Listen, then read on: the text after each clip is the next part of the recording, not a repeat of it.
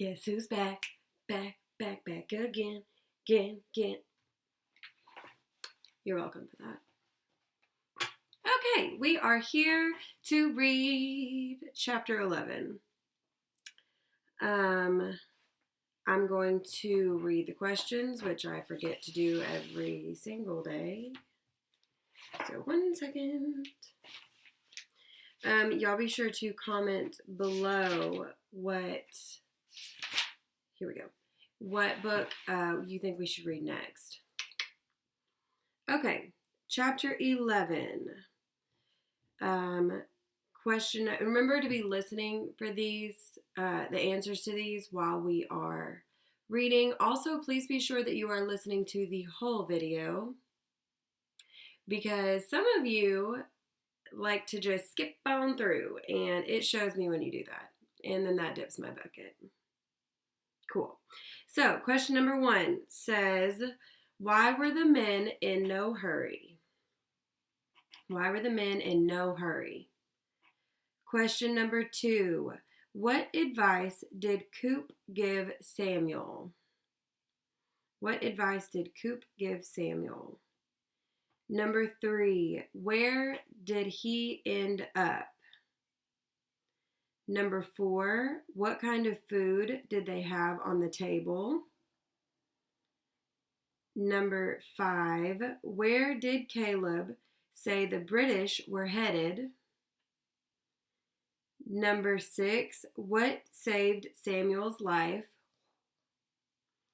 And number 7, how long did the attack take? Dun, dun, dun. And be sure to watch till the very end of the video, and I will do some Shelton Shenanigans shout-outs to the kiddos who have been doing awesome and getting all of their work done. All right. And even if I don't say your name, it doesn't mean that you didn't get all your work done. Keep up the good work and comment on the videos once you get all the way done watching them, and maybe you can be the next video's shenanigans shout out. We're still going to have to work on the name for those. Okay, chapter 11.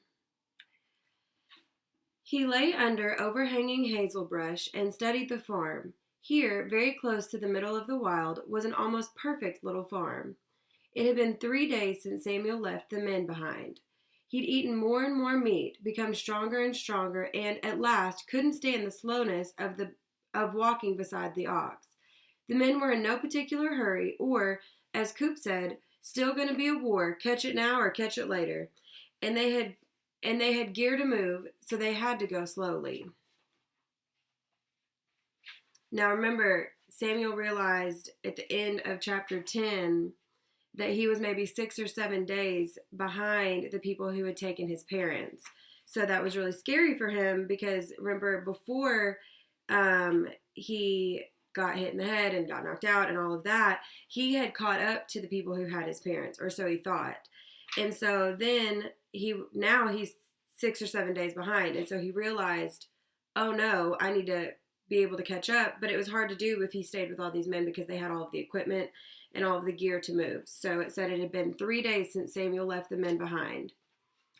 But Samuel became more frantic with every step.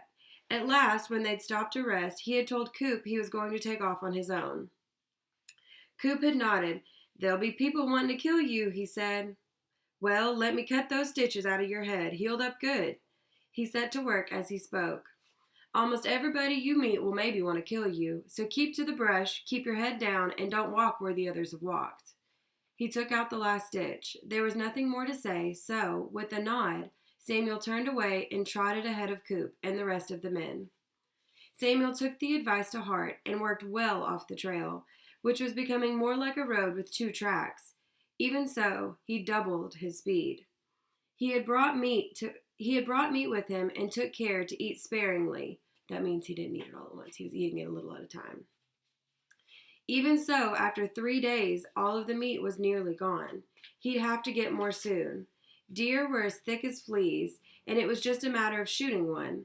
He was moving quietly through the woods, ready to do just that, when he came upon the farm. It had not been attacked and burned. It was a shock to see buildings still standing and unharmed. And aside from that, this was a proper farm, not a frontier cabin hacked out of the woods. True, there was a deep forest around it all, but the farm itself was as neat as a pin, with split rail fences all whitewashed and a frame house, and a barn, but not made from logs, but from milled lumber. More, the house was painted white and the barn red, with white trim on the doors and windows. As he watched, he could see chickens in the yard. Several thoughts hit him all at once. First, chicken would taste really good right about now. The thought of a roasted chicken made him salivate. Second, if they hadn't been attacked, it must mean they were friendly to the raiders, who must have come right through here. Third, an easy jump in thinking, it would be all right for Samuel to confiscate a chicken, assuming the farmer was friendly with Samuel's mortal enemy. Now, how to bring it about? He could wait until dark, but that was at least 8 hours away. He couldn't waste time just sitting here. The farm was in the middle of a large clearing. The tree line came close to the barn. If he worked his way through the trees, he might get close enough to grab a chicken and run. He was moving before he stopped thinking of it. Since he saw no people as he moved around in the clearing in the back of the barn, he moved fast. He kept the barn between him and the house to block their view. In moments he stood against the barn wall, not 10 feet from a small flock of chickens pecking at the ground. Just as he started to make his move, he heard a scraping sound overhead, and the barn loft door opened. A little girl, 8 or 9, was looking down on him. I saw you through a crack in the wall the whole way. You thought you was sneaking, but I saw you. You look like a big 2-legged deer. What's wrong with your head? And how come you're running like that? What are you after? Oh, the chickens. You want a chicken? Go ahead. I don't like 'em anyways. Samuel was so stunned he couldn't say anything. And then he croaked in a whisper. Is there anybody else here?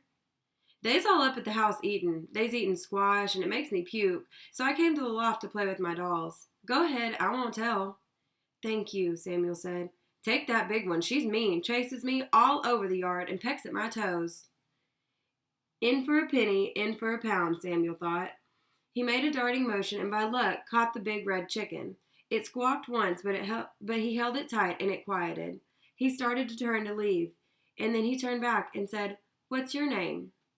Anne Marie Pennyworth Clark, she said, but everybody calls me Annie. Well, thank you, Annie. I've got to be going now. He turned to leave, but her next words stopped him. You look just like the man who was here, except he was older and his head wasn't all cut up. What man?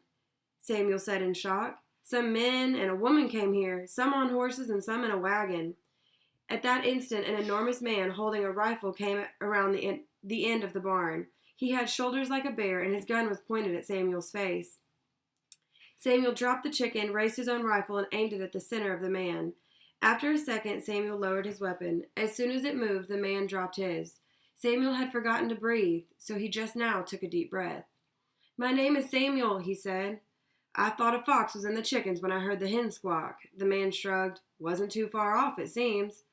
I don't steal... Samuel's face burned. But I've been on some rough trail, and I got hungry. He wasn't stealing, Pa, Annie piped up. I told him to take the red one. She keeps trying to eat my toes. I never turned anybody away from my door hungry, the man said. He held out his hand. Caleb Clark, come on to the house and eat. It's nice to meet you.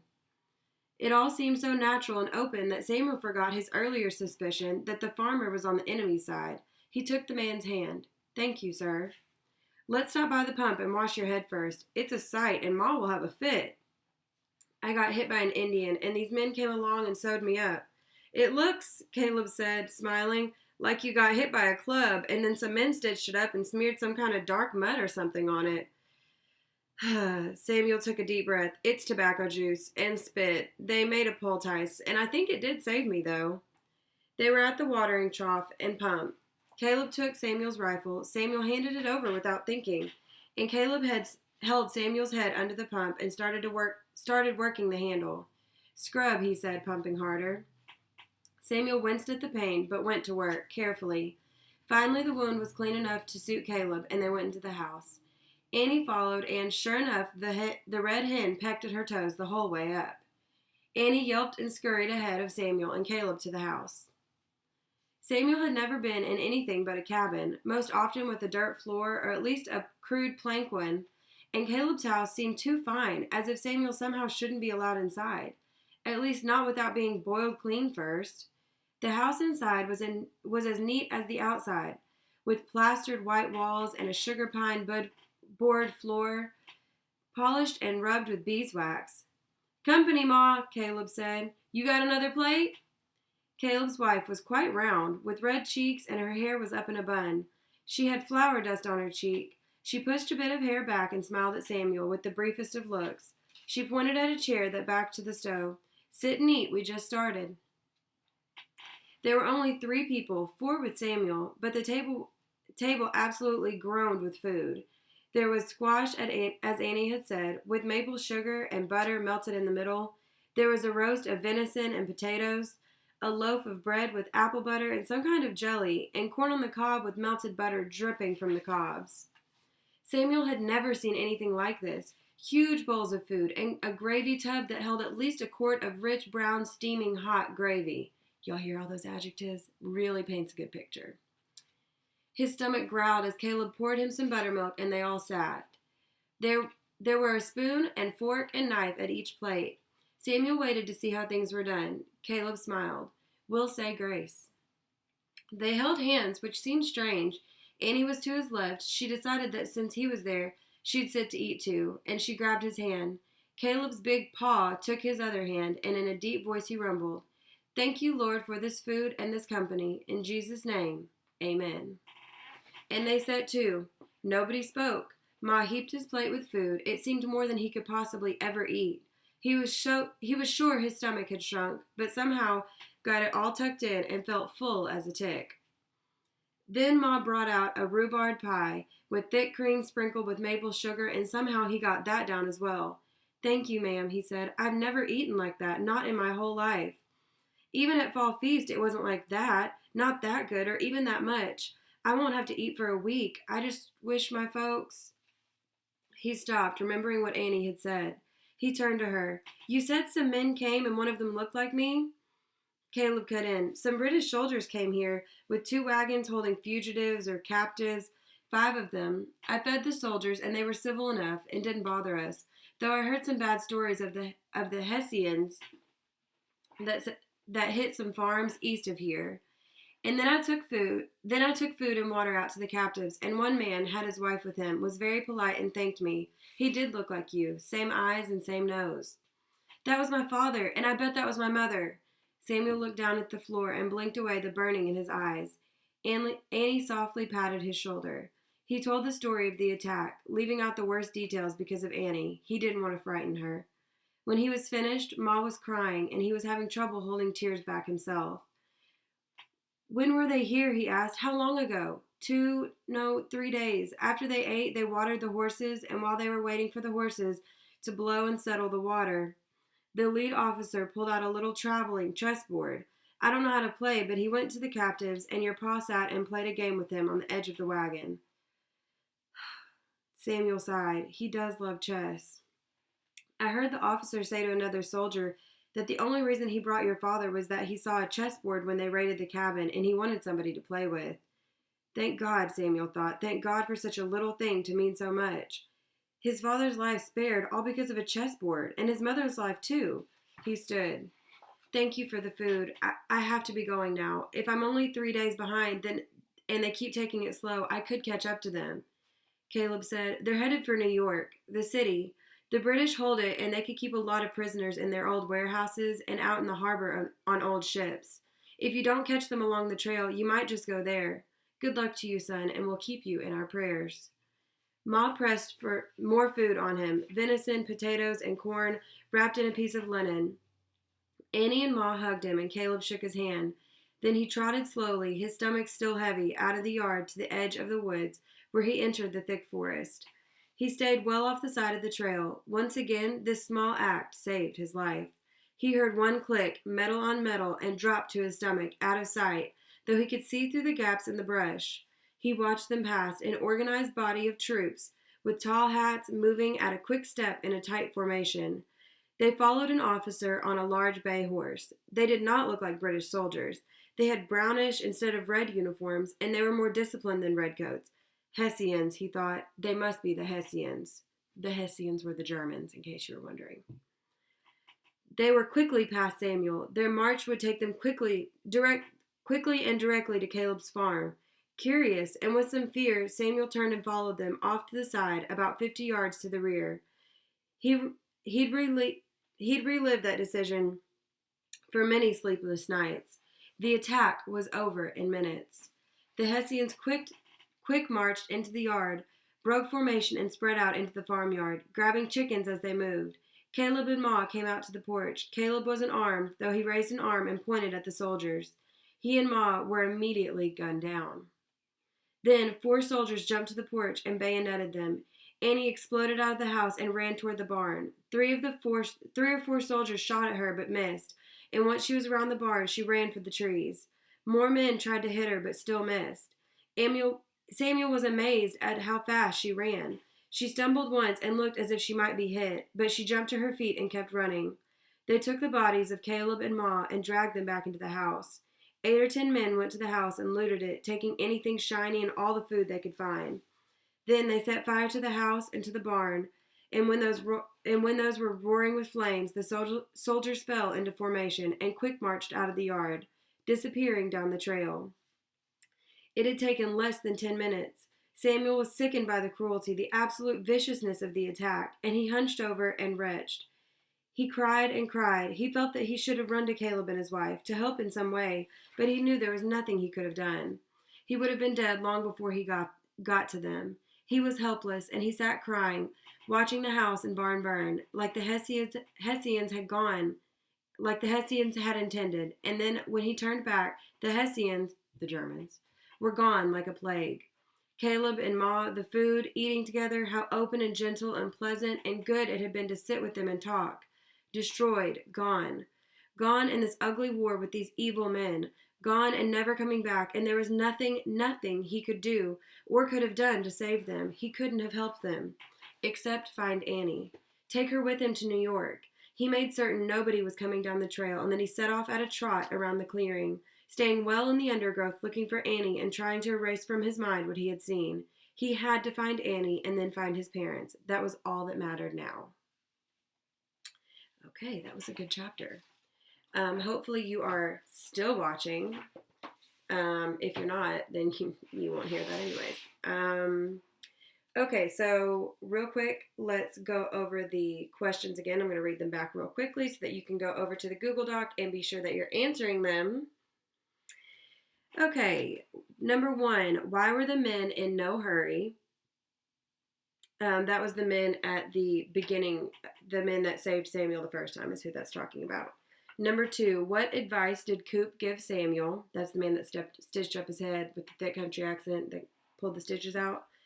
Where did Samuel end up? Where did he end up?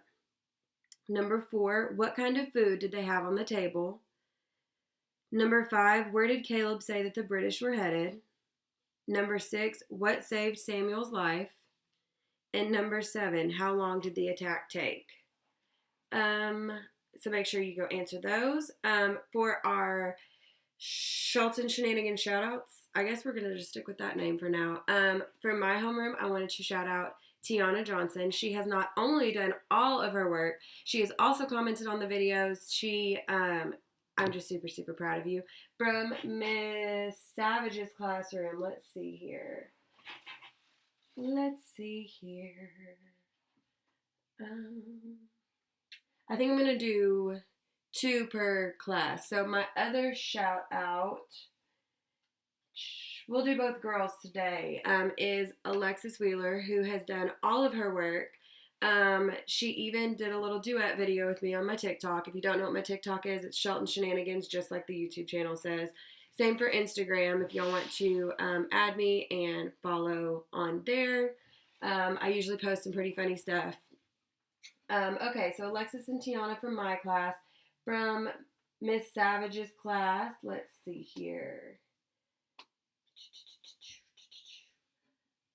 I'm looking at my wall. I'm not crazy. Let's see. Shout out to Antonio Thompson. Antonio, once you hear this shout out, go ahead and comment below and just be like, hey, because he got all of his work done and got caught back up lickety split fast. It was so, so impressive. Another person from Miss Savage's class is my friend Haley Gill, who I think has been at every single morning meeting. So shout out to you, Haley Gill. Keep up the awesome, awesome work. You're doing amazing. For Mr. Baker's class, let's see here. Mr. Baker's class. Let's see. Shout out to Draylon Key because he has not only done all his work, but I'm pretty sure has been at every single morning meeting, has been listening, has been answering the questions. Awesome, awesome job, Draylon. Super duper proud of you. Once y'all hear, if you're in the shout outs for today, comment below and just be like, hey, it's so and so, heard your shout out. And let's see, Michaela Bonds. Michaela Bonds has been consistently getting all of her work done without me having to tell her anything. She just gets it done, and I always know I can count on her to make sure that she's answering in full sentences and flipping those questions when she's responding. So awesome, awesome job, Michaela. And if you want to be the next week's, because I do these ahead of time. So if you want to be next week's Shenanigans shout out. Get all your work done this week and work super duper hard, and I will talk to y'all later.